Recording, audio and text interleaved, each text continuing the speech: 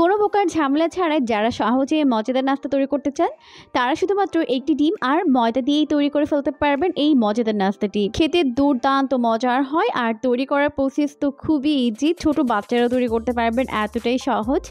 তাহলে চলুন দর্শক দেখে নেওয়া যাক এই রেসিপির পুরো প্রস্তুত প্রণালী। নাস্তা তৈরি করার জন্য প্রথমে একটি বোলের মধ্যে দিয়ে দিব ময়দা। আমি এখানে 2 কাপ পরিমাণ ময়দা দিয়ে দিব। এখন দিয়ে দিব হাফ চামচ পরিমাণ লবণ আর দিয়ে দিব 3 টেবিল চামচ পরিমাণ চিনি। এখন প্রথমে ময়দার সঙ্গে লবণ আর চিনি ভালো করে মিশিয়ে নিব। সবকিছুকে ভালো করে মিশিয়ে নেওয়ার পর এখন এর মধ্যে অ্যাড করে দেব ইস্ট। আমি এখানে প্রায় হাফ টেবিল চামচ পরিমাণ ইস্ট দিয়ে দিলাম। আর এই ইস্ট ছাড়া কিন্তু কোনো নাস্তায় পারফেক্টভাবে তৈরি করতে পারবেন না। নান রুটি, বন রুটি, পাউ রুটি বা এরকম বিভিন্ন ধরনের নাস্তা তৈরিতে কিন্তু এই ইস্টটা ব্যবহার করা হয়। তো আপনারা চাইলে কিন্তু আমার থেকে ইস্টটাকে নিতে পারবেন। উপরে দেওয়া নাম্বারে কল করে আপনারা কিন্তু ইস্টটাকে পারচেস করতে পারবেন। ইস্টটাকে মিশিয়ে নেওয়ার পর এখন এর মধ্যে অ্যাড করে দিলাম একটি ডিম। এখন ডিমটাকে ভালো করে একটু মিশিয়ে নেওয়ার পর এখানে অল্প অল্প করে কুসুম গরম পানি দিব আর ভালো করে মেখে নিব। চেষ্টা করবেন এখানে পানি একবারে না দিয়ে এভাবে অল্প অল্প করে দিয়েই মিশিয়ে নিতে, এতে করে ডোটি একদম পারফেক্ট হবে। তো এইভাবে অল্প অল্প করে কুসুম গরম পানি দিয়ে ভালো করে মেখে একটি ডো তৈরি করে নিচ্ছে। আর এই ডোটিকে অবশ্যই সফট করে মাখতে হবে, এরকম হাতের সঙ্গে আঠালোভাবে লেগে যাবে। তো এই পর্যায়ে এখানে আমি 1 টেবিল চামচ পরিমাণ সয়াবিন তেল অ্যাড করেছি, এতে করে কিন্তু আর হাতের সঙ্গে লেগে যাচ্ছে না। তো খুব ভালো করে সফট করে মেখে নিয়েছে। আর এই ডোটিকে কিন্তু সফট করে মাখতে হবে, তাহলে নাস্তাগুলো অনেক বেশি সফট আর পারফেক্ট হবে। তো এখন হাতের মধ্যে নিয়ে এরকম একটা গোলাকার শেপ দিয়ে নিলাম। এরপর উপরে একটু সয়াবিন তেল লাগিয়ে এটাকে ঢেকে রেখে দিব প্রায় 20 মিনিটের জন্য। আর এই 20 মিনিটের মধ্যে কিন্তু ডোটি খুব ভালোভাবে ফুলে যাবে। এখন চলে এলাম পরবর্তী স্টেপে। তার জন্য চুলায় একটি প্যান বসিয়ে এর মধ্যে অ্যাড করে দিয়েছি 1 কাপ পরিমাণ পানি।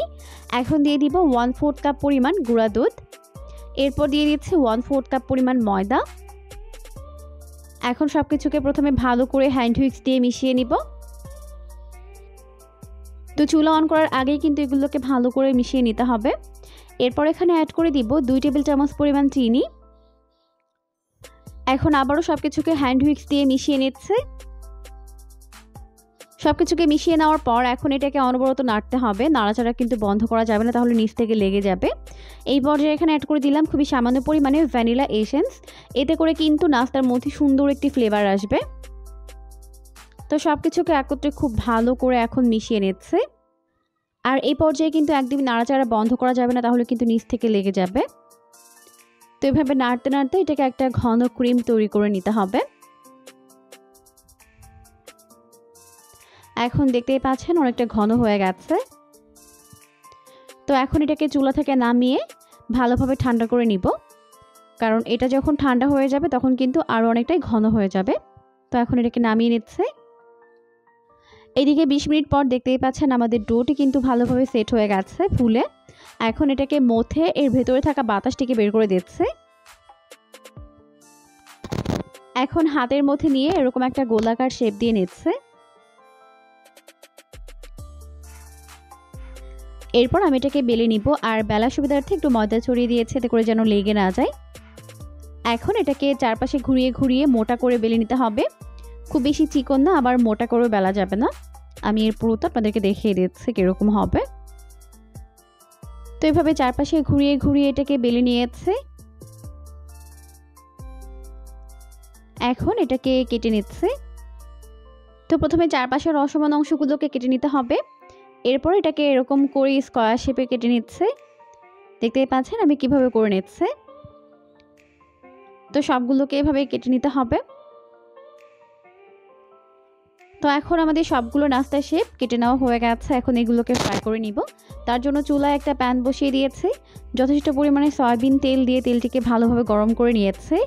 এখন এর মধ্যে একটি একটি করে নাস্তার শেপগুলোকে দিয়ে দিব, একবারে যতগুলো ধরে দিয়ে দিচ্ছে। এখন মিডিয়াম আঁচে নাস্তাগুলোকে ভাজতে হবে, এতে করে কিন্তু ভেতরে এবং বাইরে ভালোভাবে কুকড হতে পারবে। তো প্রায় 1 মিনিটের মতো ভেজে নেওয়ার পর এখন উল্টে দিব অপর পাশটিকে ভেজে নেওয়ার জন্য। এভাবে উল্টে পাল্টে দুইটা সাইড এরকম গোল্ডেন ব্রাউন করে ভেজে নিতে হবে। এখন উল্টে পাল্টে নাস্তাগুলোর দুইটা সাইড এরকম গোল্ডেন ব্রাউন করে ভেজে নিয়েছে।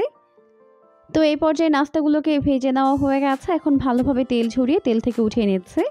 তেল থেকে উঠিয়ে এগুলোকে একটি প্লেটের মধ্যে নিয়ে নিব। দেখতেই পাচ্ছেন লুকটা কত বেশি ইয়াম্মি হয়েছে। এই নাস্তাগুলো খেতেও কিন্তু হয় দারুণ মজা। তো সবগুলো নাস্তা ভেজে উঠিয়ে নেওয়ার পর এখন এর মাঝখানে এভাবে আগে থেকে তৈরি করে নাও ক্রিমটাকে দিয়ে দিব। তো আমি একটা ক্রিমগুলোকে মুড়ে নিয়েছি। আপনারা চাইলে কিন্তু পাইপিং ব্যাগ ব্যবহার করতে পারবেন। এরপর এর মধ্যে দিয়ে দিচ্ছি।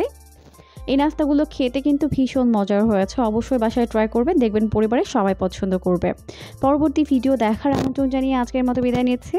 সবাই অনেক অনেক বেশি ভালো থাকবেন। আল্লাহ হাফিজ।